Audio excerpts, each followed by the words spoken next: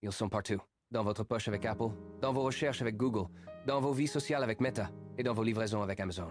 Les GAFA ne sont plus de simples entreprises. Ce sont des empires numériques plus puissants que certains États. Mais en Europe, et particulièrement en France, la résistance s'organise. Sommes-nous devenus des colonies numériques des États-Unis? Le combat pour la souveraineté ne fait que commencer. Pourquoi les GAFA font-ils peur? Ce n'est pas seulement une question d'argent, c'est une question de données. Ils savent ce que vous achetez, ce que vous pensez, et même où vous allez. Cette concentration de pouvoir crée un monopole étouffant. En France, 90% des recherches passent par Google. Cette dépendance totale pose une question vitale. Qui contrôle l'information? Qui contrôle nos marchés? Si une plateforme décide de vous effacer, vous n'existez plus numériquement. Face à ces géants, l'Europe a dégainé ses armes juridiques. Le RGPD pour protéger vos données, et plus récemment le DMA et le DSA.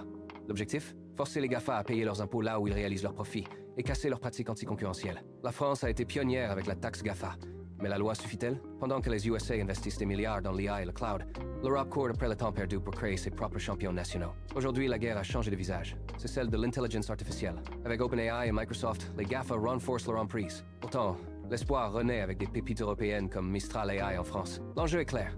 Soit nous développons nos propres technologies, soit nous acceptons que notre avenir soit dicté par des algorithmes conçus à des milliers de kilomètres avec des valeurs qui ne sont pas forcément les nôtres. Le combat contre les GAFA n'est pas une haine de la technologie, c'est une quête de liberté. L'Europe veut être un acteur, pas seulement un consommateur. Et vous? Seriez-vous prêt à quitter Google ou Facebook pour soutenir une alternative locale et protéger votre vie privée? Dites-le nous en commentaire. Le débat est ouvert.